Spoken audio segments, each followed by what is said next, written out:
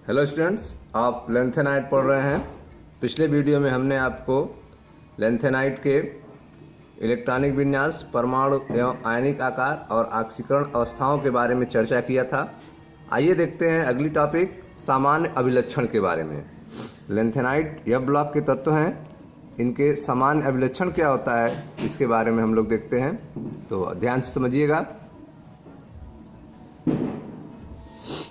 सभी लेंथेनाइट चांदी की तरह श्वेत तथा नरम धातुएं हैं और वायु में तुरंत बदरंग हो जाती हैं। ठीक है, तो आप देख रहे हैं कि सभी लेंथेनाइट जो हैं वह चांदी की तरह सफ़ेद हैं। ठीक है, यह सफ़ेद कलर की हैं, श्वेत कलर की हैं और नरम धातुएं हैं। ठीक है, सभी लेंथेनाइट जो हैं वह चांदी की तरह श्वेत हैं, सफ़ेद हैं, वाइट हैं और नरम धातुएं हैं और वायु में तुरंत बदरंग हो जाती हैं। ठीक है, वायु में रखने पर इनका कलर क्या होता है, चेंज हो जाता है। परमाणु क्रमांक में वृद्धि के साथ कठोरता में वृद्धि होती है। ठीक है, तो जैसे जैसे परमाणु क्रमांक इनमें वृद्धि होती है, बढ़ता है, वैसे वैसे कठोरता में भी इनकी वृद्धि होती है। ठीक है, सैमेरियम स्टील की तरह कठोर होता है। ठीक है, तो आप देख रहे हैं कि सैमेरियम जो है वह कठोरता क्या है इसकी, स्टील की तरह सैमेरियम जो है कठोर है। इनके गलनांक 1000 से 1200 केल्विन के मध्य होते हैं। ठीक है, गलनांक आप देख रहे हैं लेंथेनाइडों की 1000 से 1200 केल्विन के मध्य होते हैं, परंतु सैमेरियम जो स्टील की तरह कठोर होता है उसका जो है गलनांक 1623 केल्विन पर पिघलता है। सैमेरियम जो है वह 1623 केल्विन पर पिघलता है। ठीक है, तो आप देख रहे हैं कि सभी लेंथेनाइट चांदी की तरह श्वेत और नरम धातुएं हैं और वायु में तुरंत बदरंग हो जाती हैं। परमाणु क्रमांक में वृद्धि के साथ कठोरता में वृद्धि होती है। सैमेरियम स्टील की तरह कठोर होता है। सैमेरियम जो है वह स्टील की तरह कठोर होता है। इनके गलनांक 1000 से 1200 केल्विन के मध्य होते हैं, परंतु सैमेरियम 1623 केल्विन पर पिघलता है। तो आप देख रहे हैं कि सैमेरियम जो है वह 1623 केल्विन पर पिघलता है। इनकी विशिष्ट धातु संरचनाएं होती हैं। ठीक है, तो आप देख रहे हैं कि लेंथेनाइडों की विशिष्ट धातु संरचनाएं होती हैं। ये उष्मा एवं विद्युत के अच्छे चालक होते हैं। ठीक है, तो लेंथेनाइट्स जो होते हैं वे उष्मा और विद्युत के चालक होते हैं। ठीक है स्टूडेंट्स, तो आप देख रहे हैं कि इनकी विशिष्ट धातु संरचना होती है तथा ये उष्मा एवं विद्युत के अच्छे चालक होते हैं। ठीक है, केवल EU अर्थात यूरोपियम, ठीक है, केवल EU अर्थात यूरोपियम और YB, ठीक है, एट्रियम, यूरोपियम तथा एट्रियम और कभी कभी SM, ठीक है, कभी कभी SM, सैमेरियम तथा टियम, ठीक है, थूलियम, ठीक है, टियम अर्थात थूलियम को छोड़कर घनत्व तथा अन्य गुणों में निर्बाध परिवर्तन होता है। ठीक है, तो आप देख रहे हैं कि केवल EU तथा YB और कभी कभी SM तथा टियम को छोड़कर घनत्व तथा अन्य गुणों में निर्बाध परिवर्तन होता है। ठीक है स्टूडेंट्स, आगे देखें। अनेक त्रिसंयोजी लेंथेनाइड आयन ठोस अवस्था तथा विलयन में रंगीन होते हैं। ठीक है, अनेक त्रिसंयोजी लेंथेनाइड जो हैं वह ठोस अवस्था तथा विलयन में कैसे होते हैं, रंगीन होते हैं। ठीक है, इन आयनों का रंग F इलेक्ट्रॉनों की उपस्थिति के कारण होता है। ठीक है, तो आप देख रहे हैं कि अनेक त्रिसंयोजी लेंथेनाइड आयन जो हैं वे ठोस अवस्था तथा विलयन में रंगीन होते हैं। इन आयनों का रंग जो है वह F इलेक्ट्रॉनों की उपस्थिति के कारण होता है। ठीक है, La3+ तथा Lu3+ आयनों से कोई भी रंगीन नहीं है। ठीक है, La3+ तथा Lu3+ आयनों में से कोई भी रंगीन नहीं है, परंतु शेष लेंथेनाइड आयन रंगीन होते हैं। ठीक है, तो स्टूडेंट्स आप देख रहे हैं कि जो La3+ है, ठीक है, लेंथेनम 3+ जो है उसमें जो है आपका f ऑर्बिटल में कोई इलेक्ट्रॉन नहीं होता है। और सेकेंड है आपका Lu3+, ठीक है, इसमें भी f ऑर्बिटल में 14 इलेक्ट्रॉन होते हैं, ठीक है, अर्थात इसमें अनपेयर इलेक्ट्रॉन नहीं है, सब पेयर इलेक्ट्रॉन है, ठीक है। तो जब अनपेयर इलेक्ट्रॉन नहीं है और f में कोई इलेक्ट्रॉन नहीं है, इसलिए यह कोई भी रंगीन आयन नहीं बनाते, कोई भी रंगीन नहीं है, ठीक है। यह दोनों जो हैं La3+ जो है इसके f ऑर्बिटल में कोई इलेक्ट्रॉन नहीं होता है, और Lu3+ जो है इस आयन के f ऑर्बिटल में 14 इलेक्ट्रॉन होते हैं। इसका ऑर्बिटल कंप्लीट रूप से भरा होता है, सिंगल इलेक्ट्रॉन इसमें किसी भी ऑर्बिटल में नहीं है, अर्थात यह कोई भी रंगीन नहीं है, यह रंगीन नहीं है। परंतु इसके अलावा शेष लैंथेनाइड आयन रंगीन होते हैं, क्योंकि उनमें f ऑर्बिटल में 1 से लेकर 13 तक इलेक्ट्रॉन होते हैं, ठीक है। अनपेयर इलेक्ट्रॉन उनमें पाए जाते हैं, जिससे वे लैंथेनाइड आयन रंगीन होते हैं, ठीक है। तो आप देख रहे हैं कि अनेक त्रिसंयोजी लैंथेनाइड आयन ठोस अवस्था तथा विलयन में रंगीन होते हैं। इन आयनों का रंग जो है वह f इलेक्ट्रॉन की उपस्थिति के कारण होता है। La3+ तथा Lu3+ आयनों से कोई भी रंगीन नहीं है, परंतु शेष लैंथेनाइड आयन रंगीन होते हैं, ठीक है। फिर भी संभवतः f स्तर पर ही, ठीक है, f स्तर पर ही उत्तेजना के फलस्वरूप अवशोषण बैंड संकीर्ण होते हैं, ठीक है।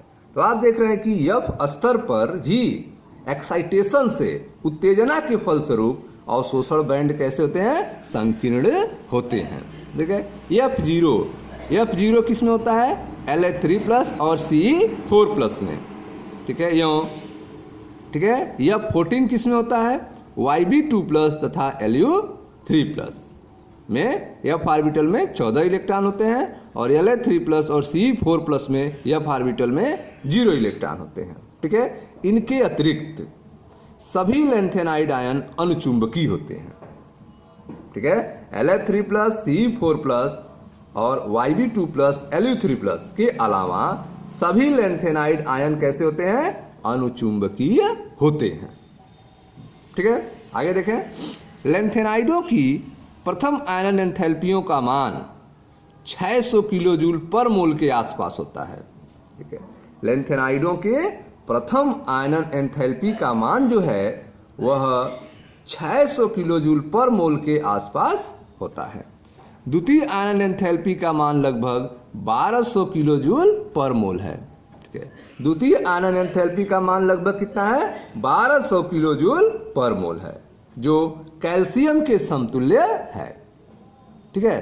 तो आप देख रहे हैं कि लैंथेनाइडों की प्रथम आयनन एंथैल्पी का मान 600 किलो जूल पर मोल के आसपास होता है, जबकि द्वितीय आयनन एंथैल्पी का मान लगभग 1200 किलो जूल पर मोल है, जो कैल्शियम के समतुल्य है, ठीक है। तृतीय आयनन एंथैल्पी के मानों में विचरण की विस्तृत विवेचना से यह निष्कर्ष निकलता है कि विनिमय एंथैल्पी का महत्व, ठीक है, रिक्त, अर्धभरित तथा पूर्ण भरित f स्तर को कुछ सीमा तक स्थायित्व प्रदान करने में प्रतीत होता है, ठीक है। तो आप देख रहे हैं कि लैंथेनाइडों की प्रथम आयनन एंथैल्पियों का मान 600 किलो जूल पर मोल के आसपास है, जबकि द्वितीय आयनन एंथैल्पी का मान लगभग 1200 किलो जूल पर मोल है, जो कैल्शियम के समतुल्य है। लेकिन तृतीय आयनन एंथैल्पियों के मानों में विचरण की विस्तृत विवेचना, ठीक है, तृतीय आयनन एंथैल्पी के मान में अगर आप ध्यान देंगे, उसके अध्ययन करेंगे, विचरण की विस्तृत विवेचना देखेंगे, तो इससे यह आपको निष्कर्ष निकलता है कि विनिमय एंथैल्पियों का महत्व रिक्त, अर्धभरित तथा पूर्ण भरित f स्तर को कुछ सीमा तक स्थायित्व प्रदान करने में प्रतीत होता है, स्टेबिलिटी प्रदान करने में प्रतीत होता है, ठीक है। यह लैंथेनम, ठीक है, गैडोलिनियम तथा ल्यूटीशियम की तृतीय आयन एंथैल्पी के असाधारण निम्न मानों से स्पष्ट है, ठीक है।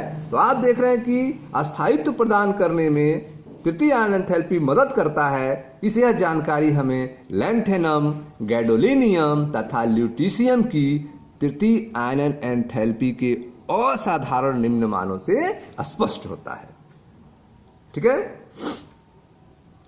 यह घटना जो है प्रथम श्रेणी के 3D कक्षकों में भी होती है। सदस्य। आगे देखें ध्यान से, सामान्य रूप से श्रेणी के आरंभ वाले सदस्य, ठीक है, सामान्य रूप से श्रेणी के आरंभ वाले सदस्य अपने रासायनिक व्यवहार में कैल्शियम की तरह बहुत क्रियाशील होते हैं, ठीक है। तो सामान्य रूप से श्रेणी के जो आरंभ वाले स्टार्ट वाले सदस्य होते हैं वे अपने रासायनिक व्यवहार में कैल्शियम की तरह बहुत क्रियाशील होते हैं, परंतु बढ़ते परमाणु क्रमांक के साथ यह एल्युमिनियम की तरह व्यवहार करते हैं। जैसे जैसे परमाणु क्रमांक बढ़ता है इनका व्यवहार जो है एल्युमिनियम की तरह हो जाता है, ठीक है। तो आप देख रहे हैं कि सामान्य रूप से श्रेणी के आरंभ वाले सदस्य अपने रासायनिक व्यवहार में कैल्शियम की तरह बहुत क्रियाशील होते हैं, परंतु परमाणु क्रमांक के साथ बढ़ते हुए परमाणु क्रमांक के साथ यह एल्युमिनियम की तरह व्यवहार करते हैं, ठीक है। आगे देखें, अर्ध अभिक्रिया, ठीक है, Ln3+ लेंथेनाइड्स हैं। अर्ध अभिक्रिया लेंथेनाइड जो 3+ हैं +3 इलेक्ट्रॉन यह लेंथेनाइड सॉलिड में चेंज हो जाएंगे। तो आप देख रहे हैं कि लेंथेनाइड जो 3+ है एक्वस सोल्यूशन में वह 3 इलेक्ट्रॉन को एक्सेप्ट करके लेंथेनाइड सॉलिड में चेंज हो जाता है, ठीक है। ऑक्सीकरण अभिक्रिया हो रही है यहाँ पे, ये अपचयन अभिक्रिया हो रही है, अपचयन अभिक्रिया हो रही है क्योंकि इसमें इलेक्ट्रॉन ऐड हो रहा है, इसलिए यह अपचयन अभिक्रिया है।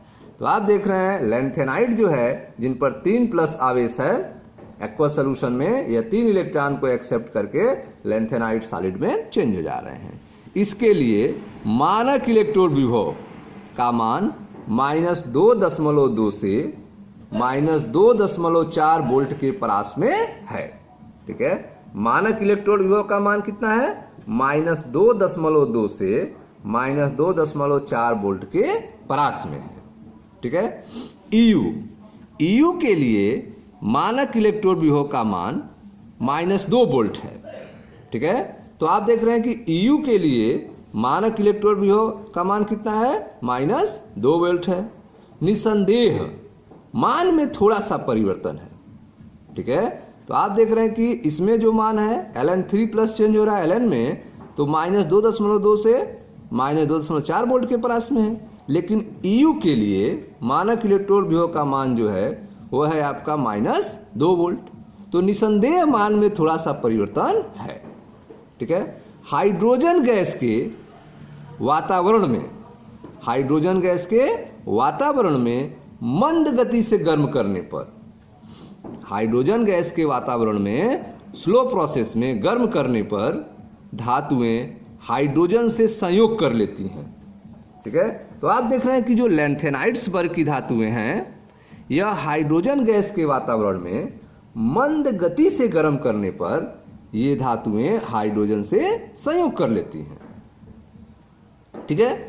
धातुओं को कार्बन के साथ गर्म करने पर, धातुओं को कार्बन के साथ गर्म करने पर कार्बाइड बनाते हैं, ठीक है। Ln3C, Ln2C3 और LnC2 बनाते हैं, ठीक है। धातुओं को कार्बन के साथ गर्म करने पर यह कार्बाइड बनाते हैं Ln3C के रूप में, Ln2C3 के रूप में और LnC2 के रूप में बनाते हैं, ठीक है। यह तनु अम्लों से हाइड्रोजन गैस मुक्त करते हैं, ठीक है। तनु अम्लों से जब इनकी अभिक्रिया होती है तो हाइड्रोजन गैस मुक्त होता है तथा हैलोजन के वातावरण में जलने पर हैलाइड बनाती है, ठीक है। तो जब लेंथेनाइड को तनु अम्लों से आप अभिक्रिया कराएंगे तो हाइड्रोजन गैस मुक्त होगी और यह हैलोजन के वातावरण में जलने पर हैलाइड बनाती है, ठीक है। ए ऑक्साइड M2O3 तथा हाइड्रोक्साइड MOS थ्राइज बनाती है, ठीक है। तो लेंथेनाइड जो है वह ऑक्साइड M2O3 और हाइड्रोक्साइड MOS थ्राइज बनाती हैं, ठीक है। हाइड्रोक्साइड निश्चित यौगिक हैं, हाइड्रोक्साइड जो होते हैं वे निश्चित यौगिक हैं, न कि केवल हाइड्रेटेड ऑक्साइड हैं, ठीक है। तो आप देख रहे हैं कि ये जो है ऑक्साइड M2O3 तथा हाइड्रा ऑक्साइड MOS थ्राइज बनाती हैं। जो हाइड्रा ऑक्साइड हैं वे निश्चित यौगिक हैं, न कि केवल हाइड्रेटेड ऑक्साइड हैं। ठीक है, ये क्षारीय मृदा धातुओं के ऑक्साइड तथा हाइड्रा ऑक्साइड की भांति क्षारकीय होते हैं। ठीक है, तो आप देख रहे हैं जो लैंथेनाइड्स होते हैं वे क्षारीय मृदा धातुओं के ऑक्साइड तथा हाइड्रा ऑक्साइड की तरह क्षारकीय होते हैं।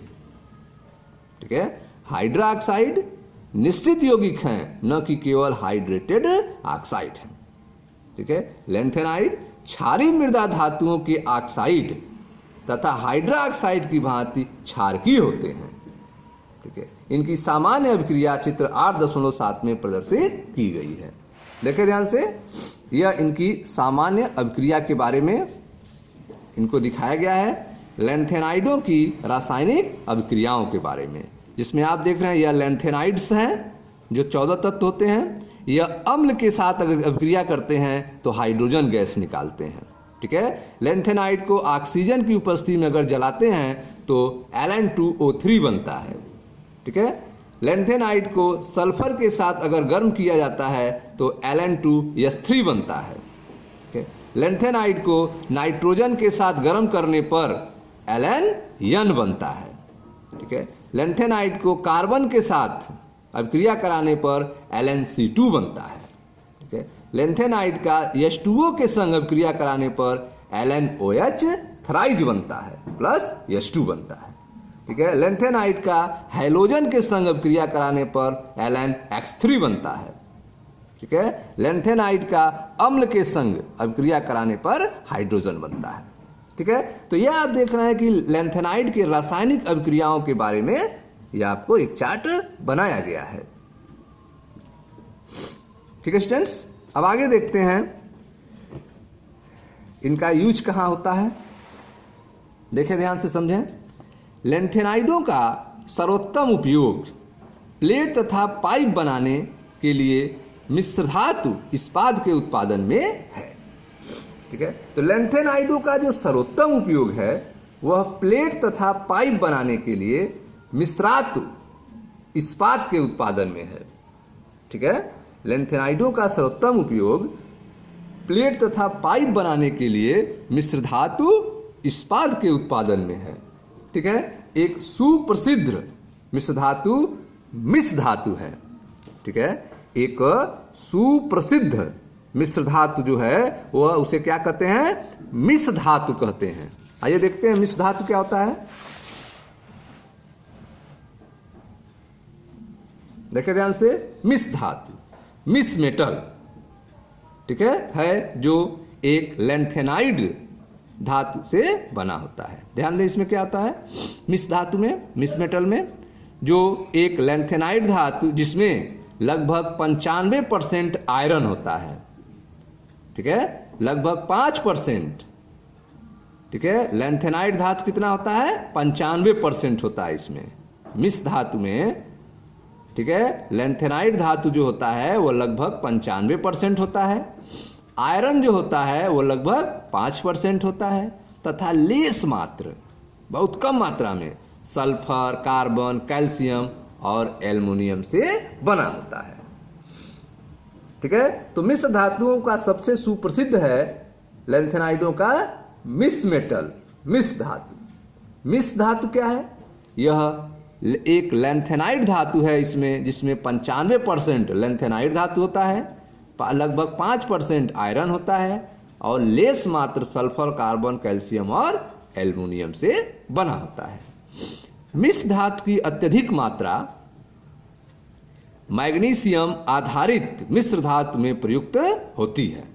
ठीक है, मिस धातु की अत्यधिक मात्रा जो है वह मैग्नीशियम आधारित मिश्र धातु में प्रयुक्त होती है, जो बंदूक की गोली, कवच या खोल तथा हल्के फ्लिंट के उत्पादन के लिए उपयोग में लाया जाता है।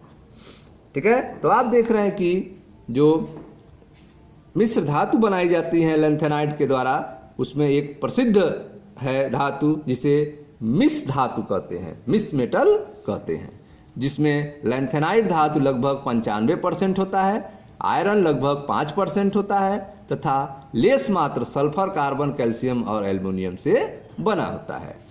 मिश्र धातु की अत्यधिक मात्रा मैग्नीशियम आधारित मिश्र धातु में प्रयुक्त होता है, जो बंदूक की गोली, कवच या खोल तथा हल्के फ्लिंट के उत्पादन में के लिए उपयोग में लाया जाता है। ठीक है।